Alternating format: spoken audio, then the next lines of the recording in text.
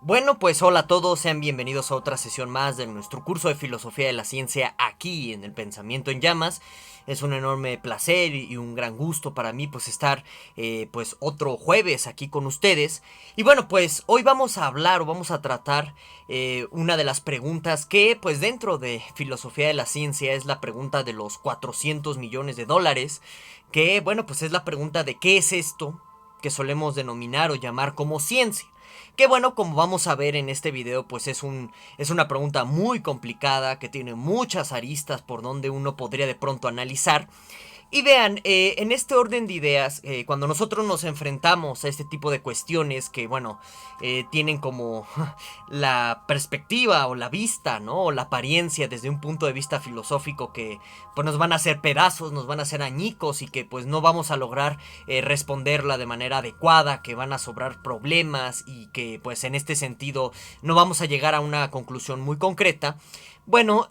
primero que nada, la recomendación aquí es pensar como en el tipo de metodología o los caminos que vamos a recorrer para tratar como de llegar al otro lado del arco iris para que nosotros pues podamos encontrar la ollita de oro de los duendes y demás. Y bueno, en este sentido, saliéndome ya un poco de esta metáfora, cuando nos ponemos o de frente con este tipo de interrogantes como qué es la ciencia, hay que pensar muy cuidadosamente el tipo de metodología o el modo en que vamos a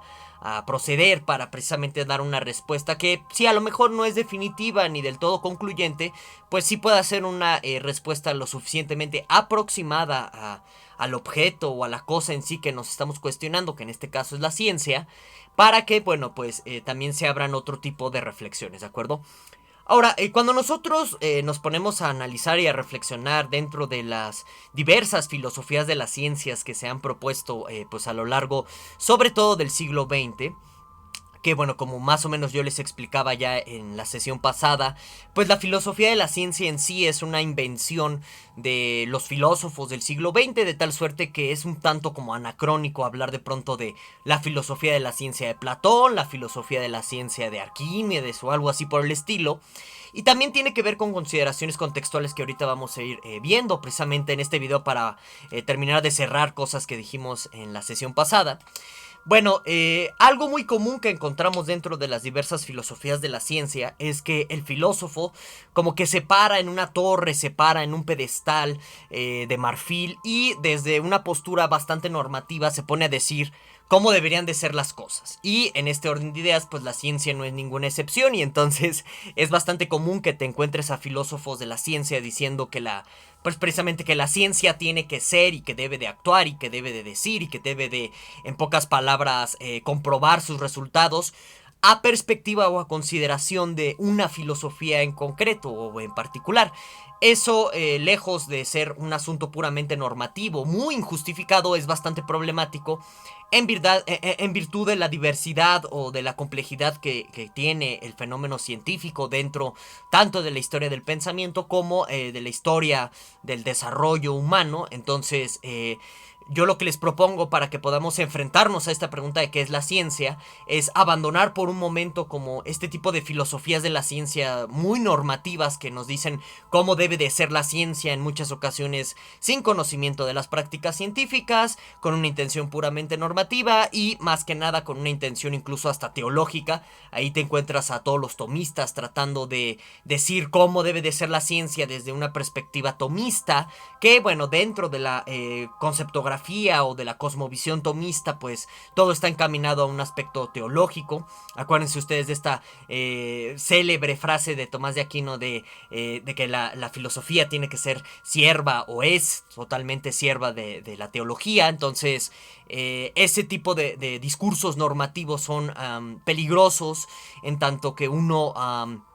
pues si quiere como tratar de entender qué es la ciencia, pues ese tipo de ópticas te desvía por completo de lo que es en realidad el fenómeno científico. Entonces, lo que yo les propongo a modo metodológico y que no por eso todo lo que vamos a hacer a continuación deja de ser muy discutible, es revisar un tanto como desde la perspectiva histórica de la ciencia, desde la génesis de lo que nosotros denominamos como ciencia, pues entender precisamente qué sería esto de la ciencia y a partir de ahí pues vamos a ver un montón de consideraciones y cuestiones que van a seguir motivando la reflexión filosófica tanto en el contexto de este video como para próximas sesiones. Y bueno, esa es la metodología propuesta y que voy a seguir en esta sesión. Hasta ahí cierro la introducción del presente video. Brevemente te recuerdo que me puedes dejar aquí abajo en la caja de los comentarios todas tus dudas, quejas, opiniones y demás que tengas. También a través de este super chat que a lo mejor se está desplegando de este lado o aquí abajito me puedes decir todas tus inquietudes. Yo voy a estar durante el estreno de este video, que es cuando aparece este super chat.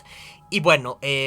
pues como siempre, brevemente doy unos cuantos comerciales antes de como tal entrar de lleno en la temática, no me tardo mucho. El primer comercial es nada más para decirles que los invito a que se suscriban al canal y que activen la campanita de notificaciones para que no se pierdan ninguno de los videos que aquí subimos. También en este sentido te invito a que le des like al video, me ayudas muchísimo dándole un like, ¿sí? Y bueno, también otro comercial, doy un enorme agradecimiento a todas aquellas personas que decidieron volverse miembros del canal, porque bueno, pues es gracias a sus contribuciones monetarias que el Pensamiento en Llamas puede seguir existiendo y que yo pues puedo mantener esta oferta pública y gratuita de cursos de filosofía para todos aquellos que estén interesados en las diversas temáticas que aquí tratamos. También agradezco a todas las personas que han dado donativos a través del super chat, a través de este botón de corazoncito que aparece debajo de los videos, también en los super chats de los estrenos en vivo de los videos. También agradezco mucho sus aportaciones económicas, ayudan bastante al proyecto del Pensamiento en Llamas.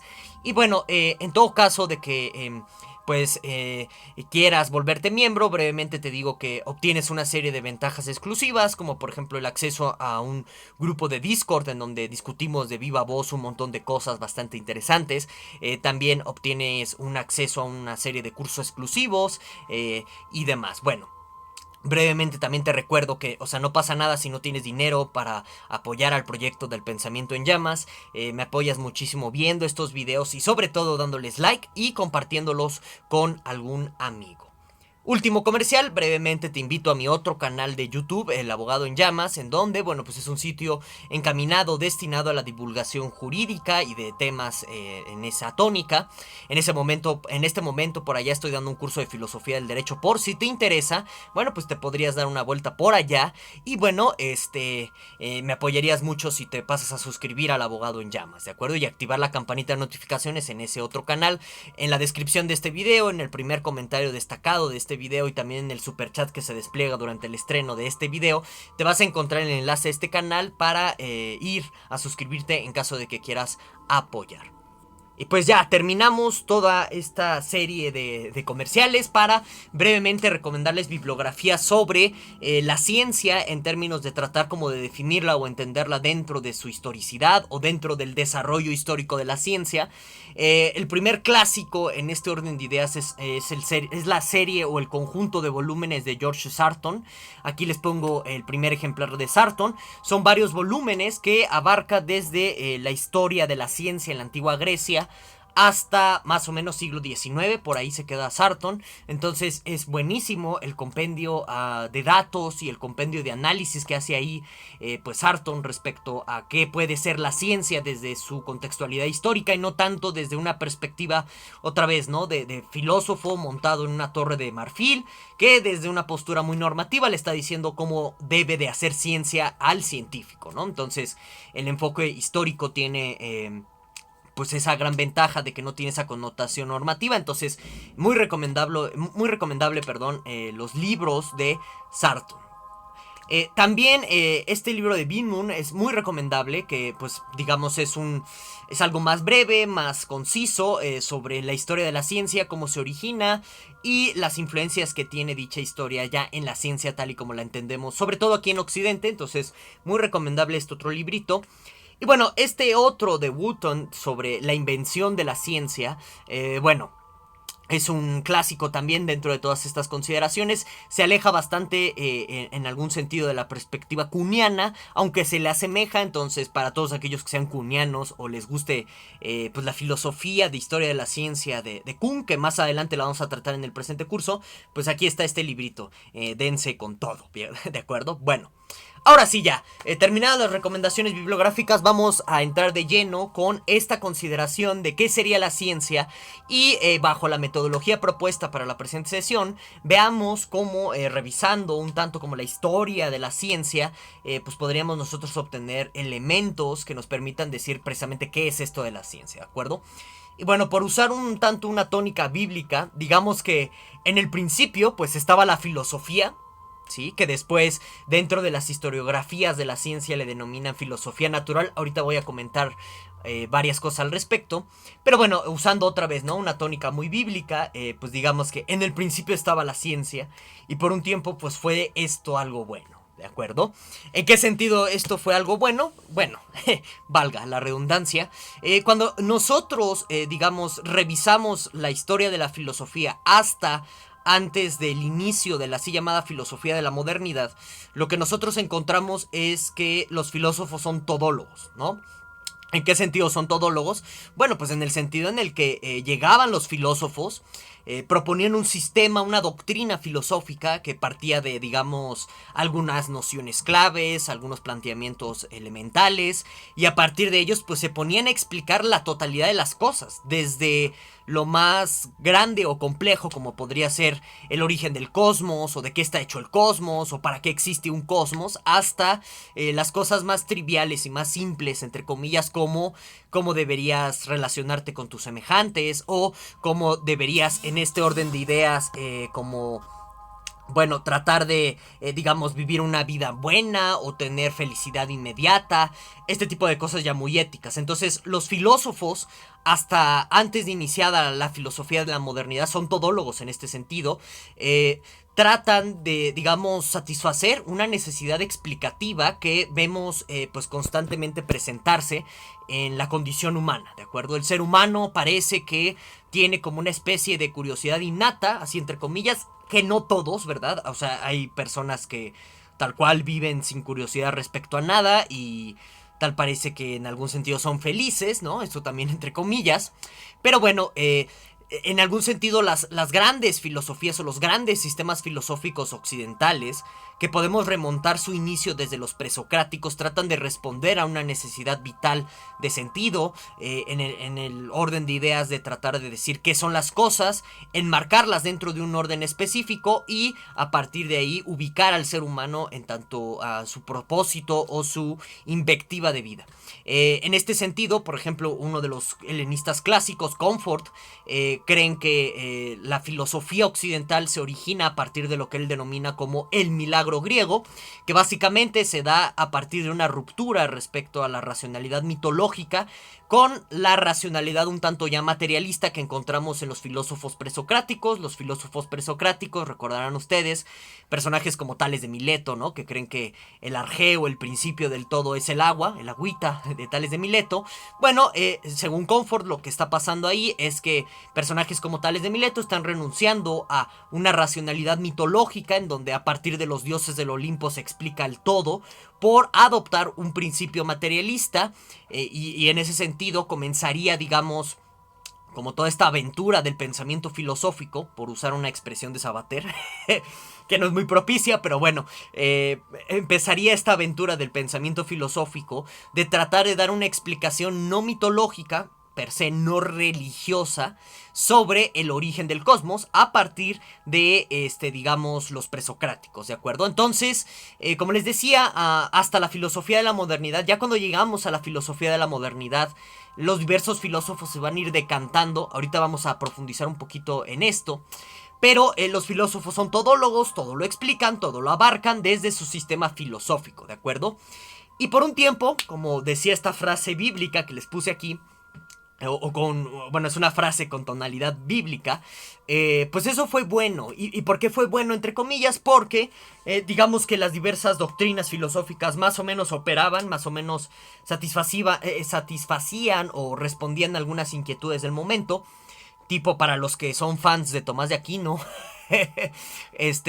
tipo la Suma Teológica, pues está respondiendo a nivel explicativo una crisis del averroísmo,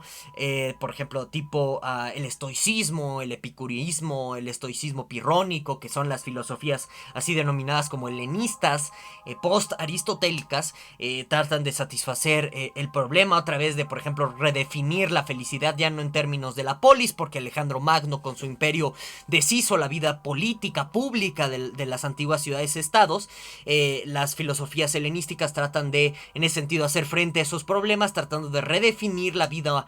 feliz en términos de, pues digamos, ataraxia, algo ya muy interiorizado, muy individualista, ya un tanto separado de la vida comunitaria. Bueno, entonces, como les digo, más o menos estas grandes filosofías o estos grandes sistemas filosóficos operan más o menos bien. Y aquí dentro de las historiografías de la ciencia se suele hablar de filosofía natural como para decir que es la abuelita o la antecedora de ya la ciencia de la modernidad. Lo cierto es que ese término es un tanto forzado, ya que,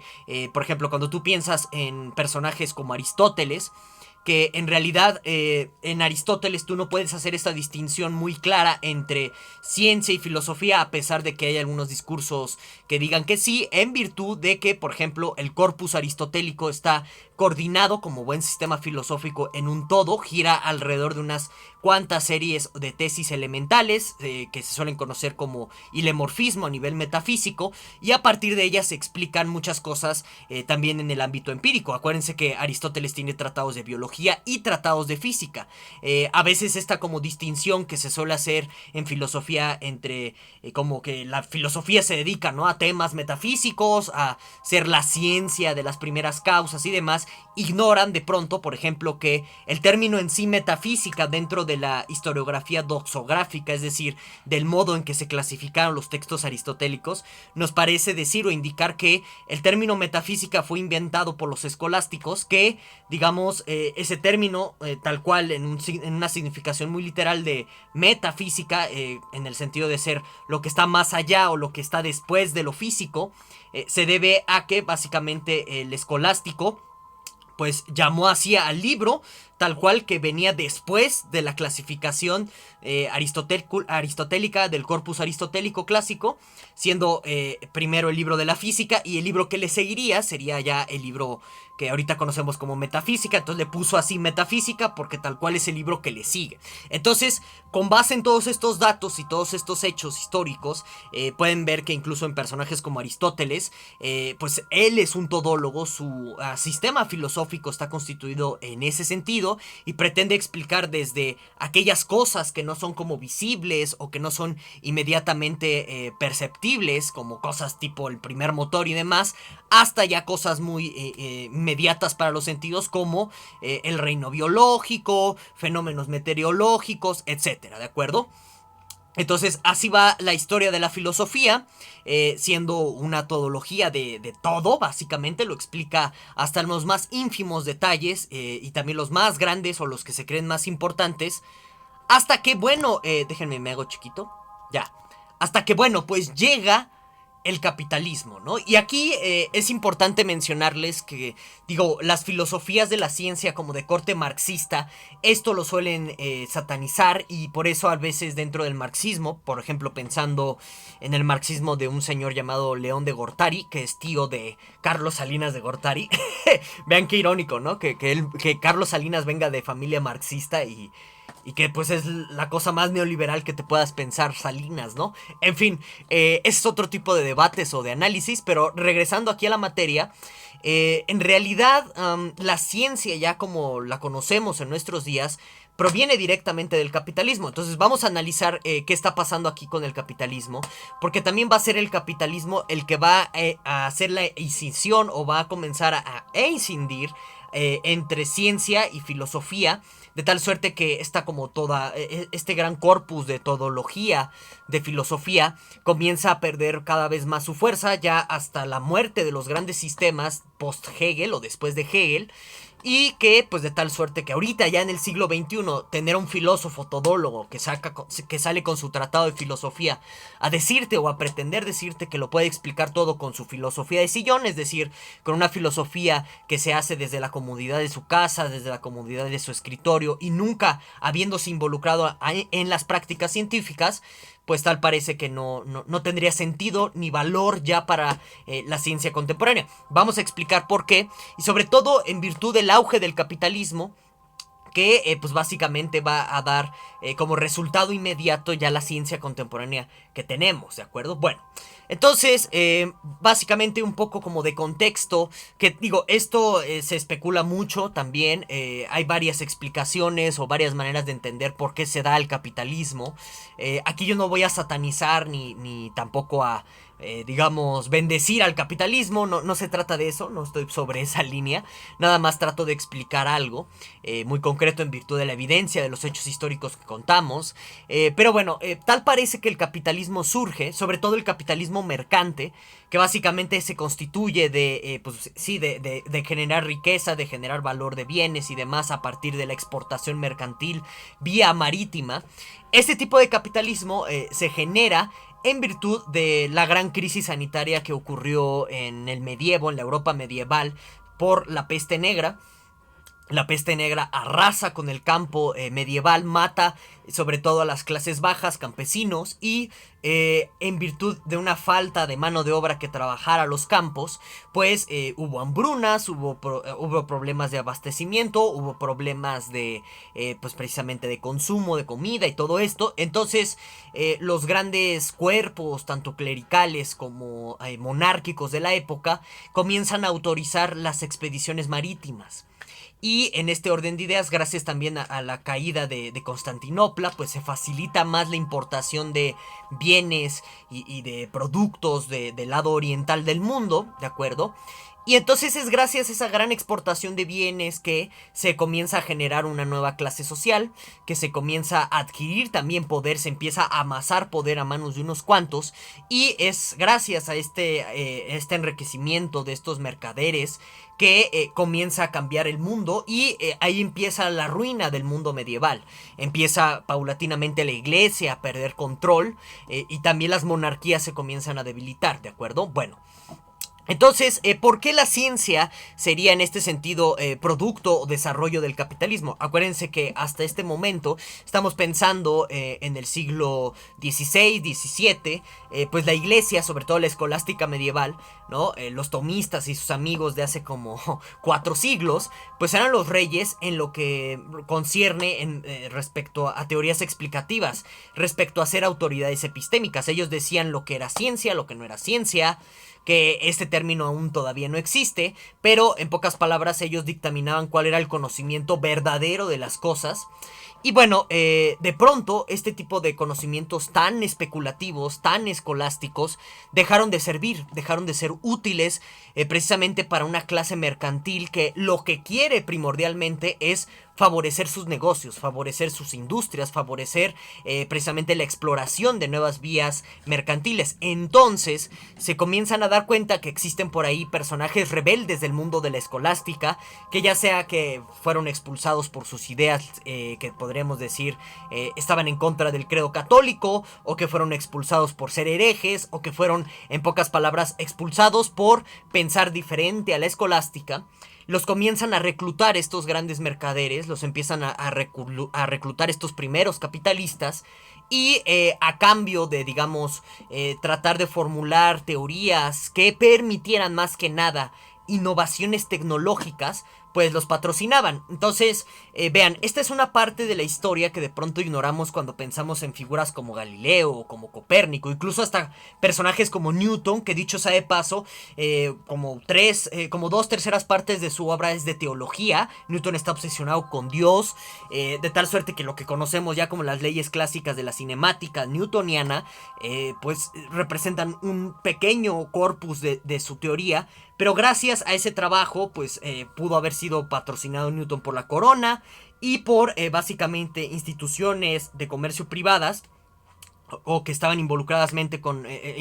directamente con, digamos, instituciones públicas como la Casa de la Moneda. Newton fue presidente de la Casa de Moneda británica. Y bueno, en este sentido, es gracias a ese patrocinio que se da lo que ya nosotros denominamos como la filosofía del Renacimiento, ¿de acuerdo? Eran privados, que por lo regular eran mercaderes, que están luchando ellos por asumir el poder y quitar, en este sentido, a los medievales, a los feudalistas todavía que existen existen en estas comunidades el poder para que ellos asuman el rol del Estado, y todo esto se va a cristalizar y va a explotar hasta la Revolución Francesa, donde ya las burguesías se apoderan del poder, valga la redundancia. Y bueno, en ese sentido la ciencia comienza a desarrollarse y comienza a desenvolverse como precisamente una necesidad de crear un conocimiento más tecnológicamente productivo. Y entonces es en este orden de ideas que nosotros no nos debemos de perder de vista las 4 grandes revoluciones científicas que han acontecido hasta este momento. La primera de ellas es la revolución industrial del vapor, en donde comienzan a crearse todas las maquinarias impulsadas por vapor, entre ellas la del ferrocarril, que bueno, gracias a precisamente la teorización, que todavía en este punto, cuando se inventan los primeros ferrocarriles, es, por así decirlo, muy primitiva, muy tosca, ya después se va a ir afinando, pero es gracias a esta teorización y a estos principios de investigación más productivos, por ser menos, digamos, enfatizados a tratar de, otra vez, ¿no? Como las antiguas filosofías muy cercanas al medievo, escolástico, de tratar de explicarlo todo, o sea, otra vez regresar a la todología. Es gracias a este tiro o este cambio de timón que, por ejemplo, vemos representado en personajes como Francis Bacon con su nuevo organón, que están desechando como toda la especulación, que al final del día en términos de producción eso es perder el tiempo, para que den los fundamentos metodológicos de una nueva ciencia que esté más concentrada en postular teorías, diseñar teorías y comprobarlas experimentalmente,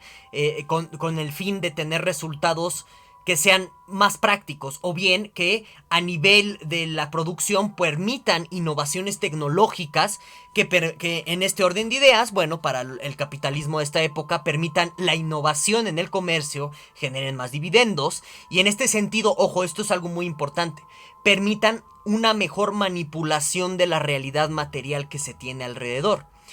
Las teorías, digamos, científicas, ya en este orden de ideas, que son las predecesoras a las que tenemos ahorita, se empiezan a privilegiar en virtud también de su éxito sobre la manipulación de la realidad, ¿de acuerdo? Porque precisamente a los pequeños capitalistas que comienzan a emerger, sobre todo en la primera revolución industrial, requieren de esa manipulación de la materia, de la realidad, para pues precisamente comenzar a producir más, para manipular rutas marítimas, para manipular instrumentos a vapor y en este sentido generar más riqueza. Ya para la segunda revolución industrial, que es la de la electricidad, la división entre la filosofía, la ciencia se hace cada vez más grande y comienza aquí a tecnificarse, es decir, comienza a estandarizarse la metodología de comprobación científica en términos de matemáticas, en términos de construir comunidades científicas que permitan el intercambio de resultados y demás. Ya para la tercera revolución industrial, que sería la nuclear, que ya saben ustedes pues todo lo que pasa, ¿no? Con Hiroshima, Nagasaki, etcétera. Y en este orden de ideas también hay que pensar que la revolución industrial nuclear permite pues la innovación en estudios médicos, sobre todo para tratamientos de cáncer y demás. Ya para este punto pues la ciencia comienza cada vez más a meterse a problemas y a dilemas éticos, también a problemas normativos, porque la ciencia comienza a adquirir un papel normativo que a veces no está del todo justificado. Ahorita más adelante lo vamos a tratar.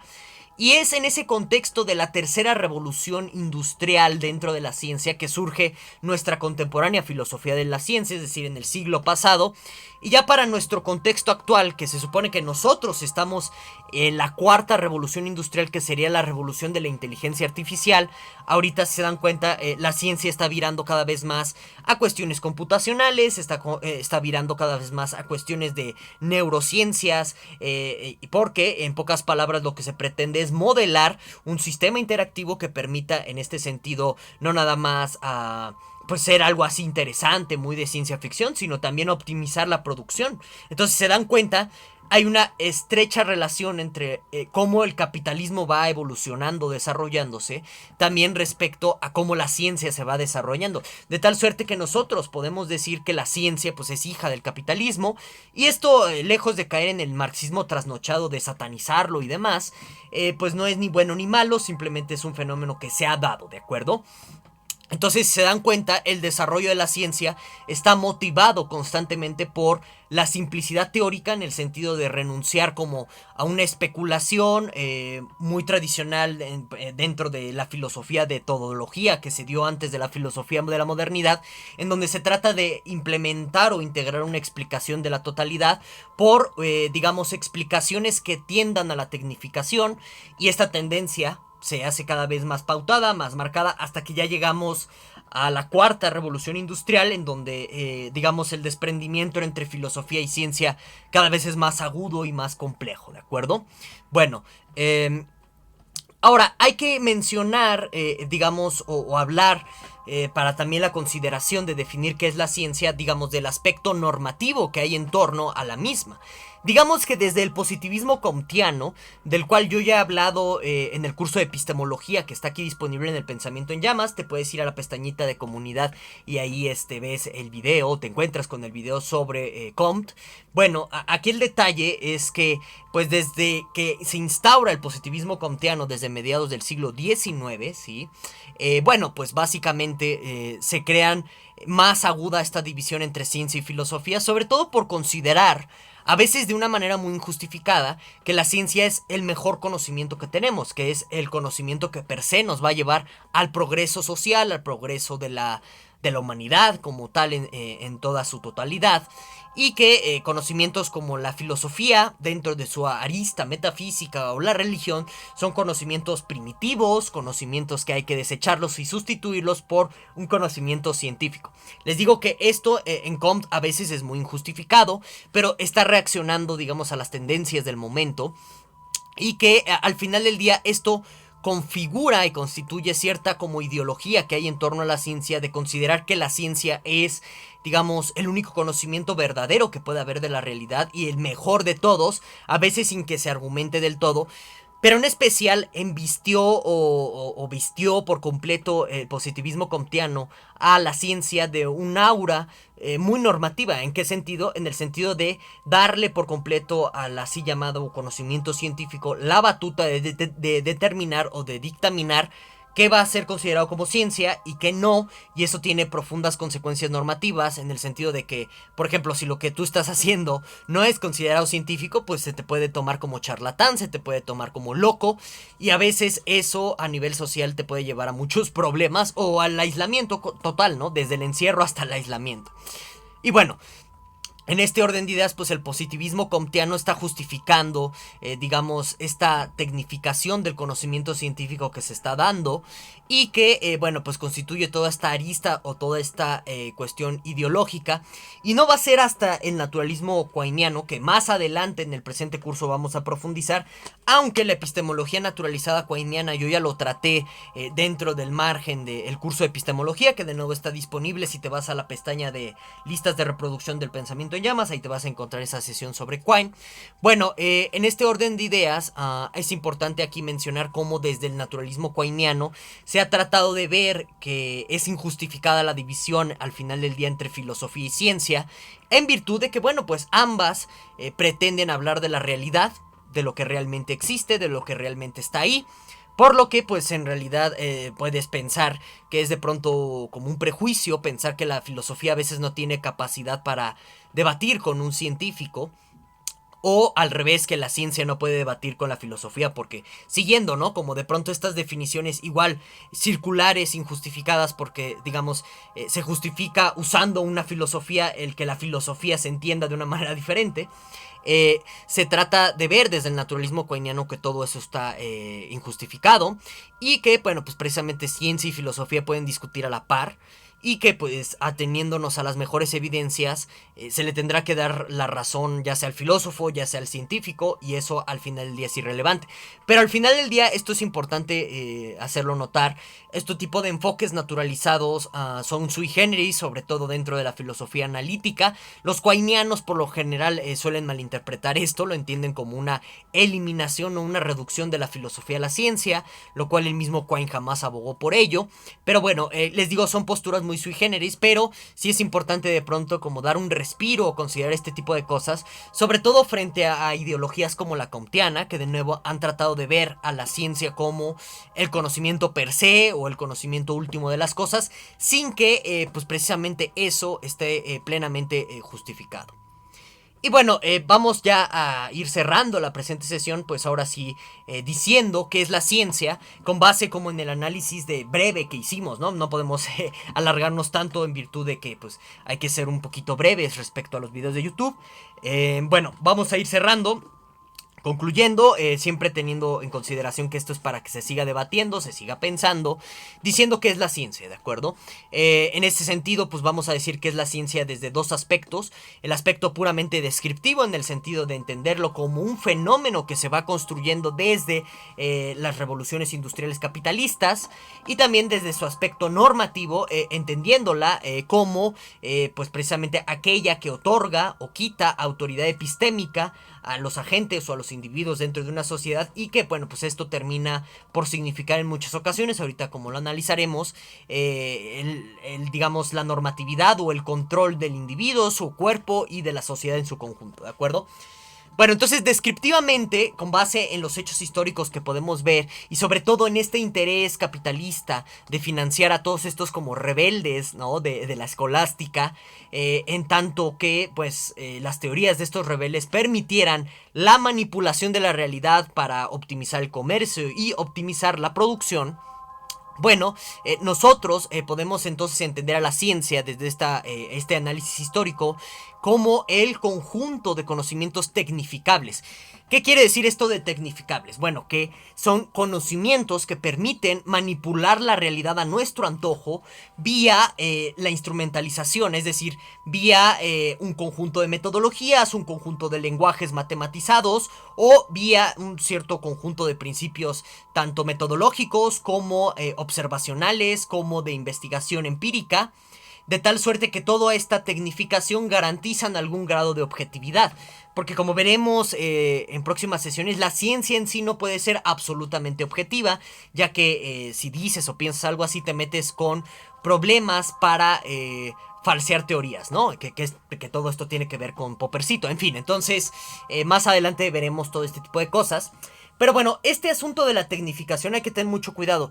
No estamos diciendo o pensando que, por ejemplo, la ciencia per se olvide o descuide entender las cosas tal y como son. Es decir, que se interese por cuál es el origen del universo sin perseguir inmediatamente algún tipo de fin pragmático, en el sentido de que ese tipo de conocimientos se puedan instrumentalizar para producir cosas, vender y demás. Ciertamente la ciencia a veces o en muchas ocasiones podría tener intereses no pragmáticos o no útiles a la hora de investigar ciertas cosas. Sin embargo,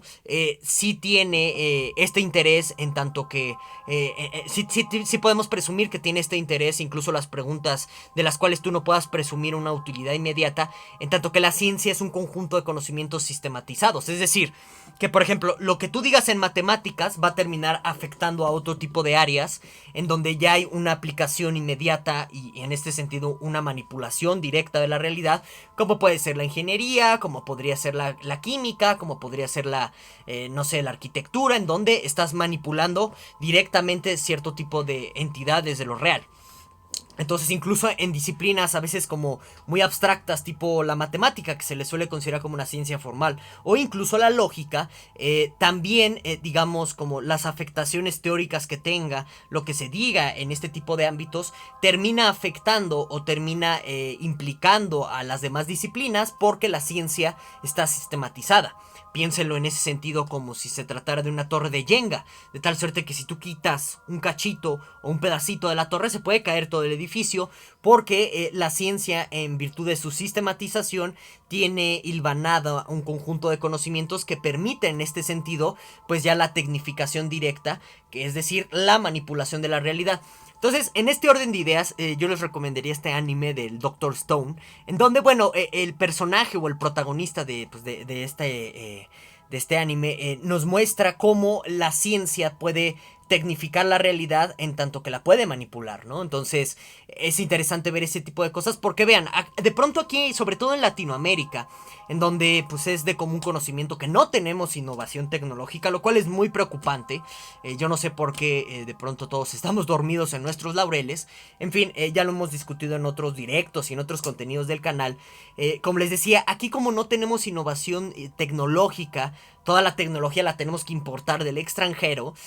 no alcanzamos a ver como las aplicaciones al final del día de nuestros conocimientos científicos, más allá del aula o más allá de tu laboratorio con juegos de química tipo Mi Alegría, ¿no? Entonces, en este orden de ideas, por eso de pronto olvidamos el asunto o la característica que eso se ve a nivel dentro de la historia de la ciencia de la tecnificación, en el sentido de que todo lo que se hace en ciencia al final del día es algo que permite manipular la realidad para nuestros intereses. Por ejemplo,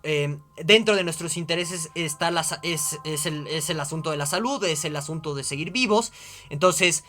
tenemos toda una teoría molecular, toda una teoría biologicista o de microbiología que nos permite entender virus, patógenos en general, etcétera. Queremos, por ejemplo,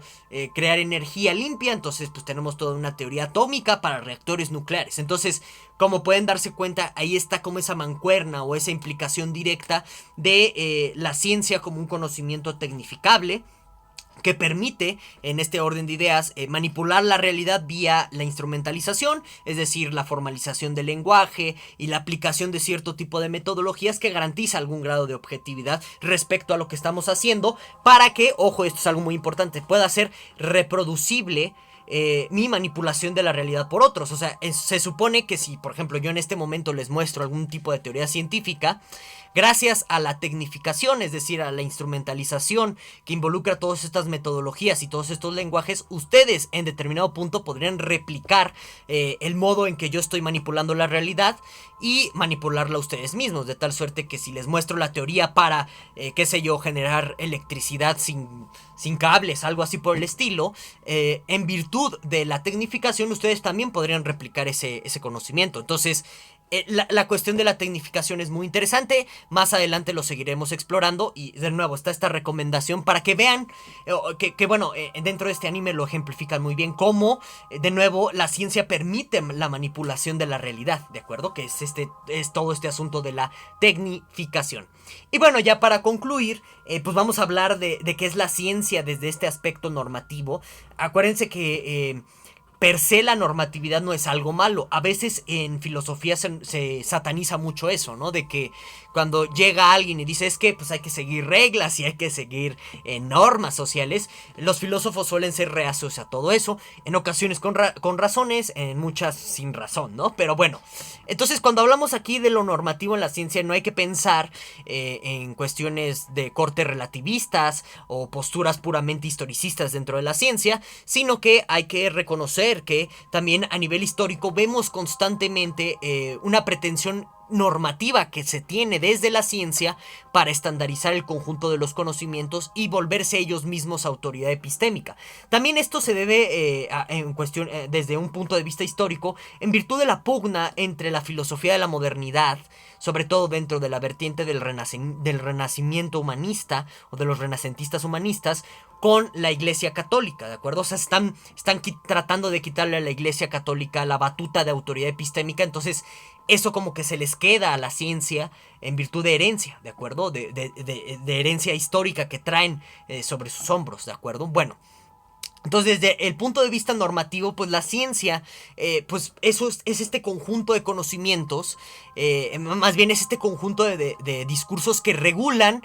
quien se crea o aquellos que se crean poseedores de un saber vía técnicas. Es decir, desde el aspecto normativo la ciencia tiene la capacidad de decirte a ti o a mí o a quien sea que somos unos ignorantes, que no sabemos de qué estamos hablando y nos lo pueden comprobar vía técnicas, es decir, vía el uso de ciertos lenguajes científicos, vía conjuntos de métodos, vía resultados experimentales, etcétera. De modo que si nosotros perdemos en ese sentido como la batalla por a ver quién sabe y quién no sabe con la ciencia, a nivel normativo nosotros nos ganamos etiquetas fuertes que pesan a nivel social y que incluso tienen consecuencias jurídicas, como la de ser un pseudocientífico, la de ser un charlatán, la de ser un vendehumos, la de ser un coaching barato o hacer coaching barato, este tipo de cosas que pues tienen, como les digo, este tipo de consecuencias puramente normativas. También se te puede tachar de supersticioso, religioso, fanático. Este tipo de cosas se dan desde el ámbito normativo en la ciencia. Y aquí el detalle delicado que siempre tiene la ciencia es que en ocasiones digamos, su mero arbitrio o su mero papel normativo para estipular quiénes son autoridades epistémicas y quiénes no, se suele salir de eso y va más allá. Suele irse, por ejemplo, al ámbito de normar el cuerpo, diciendo qué cuerpos son los bellos, qué cuerpos son los feos, a veces basados más que nada en cuestiones culturales, estéticas y no tanto en cuestiones científicas, que en ocasiones sí tienen razón y a veces no. Aquí habría que analizar caso por caso, pero en lo que respecta, por ejemplo, a la psicología y a la psiquiatría, pues es que es más que evidente que a partir de una noción de funcionalidad comienzan a normar a las personas en tanto su cotidianidad se ve afectada, porque te pueden recluir, te pueden dopar todo el día y estás como zombie. Entonces la ciencia suele tener este tipo de connotaciones normativas que va más allá de su mero rol de decirnos cuáles son los conocimientos tecnificables, en el sentido de decirnos cuáles son los conocimientos o la gama o el conjunto de conocimientos con los cuales tú puedes manipular la realidad a tu antojo. De modo que pues bueno, en la novela de Huxley, de Brave New World, Un Mundo Feliz, se ve muy ejemplificada esta distopía tecnocrática científica en donde desde la ciencia se llega a normar a tal grado la sociedad que incluso hasta se diseñan a los seres humanos según conveniencias ideológicas, ¿de acuerdo? Entonces esto es algo muy importante a tomarlo en cuenta y que va a ser también un motor de la reflexión dentro de la filosofía de la ciencia, que pues al final del día la ciencia en sí pues se encarga de decirnos cómo manipular la realidad con base en un conocimiento de qué sean las cosas en sí, que se presume este conocimiento ser objetivo, de acuerdo, una vez más, te dice la ciencia que existen los átomos y a partir de ello te dicen cómo puedes generar energía desde reactores nucleares, por ejemplo, ¿no? Entonces,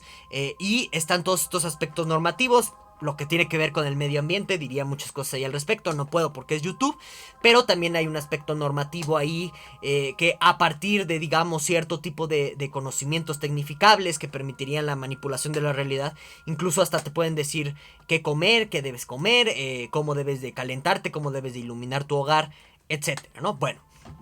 Entonces hasta aquí lo vamos a dejar, espero que les haya gustado el presente video.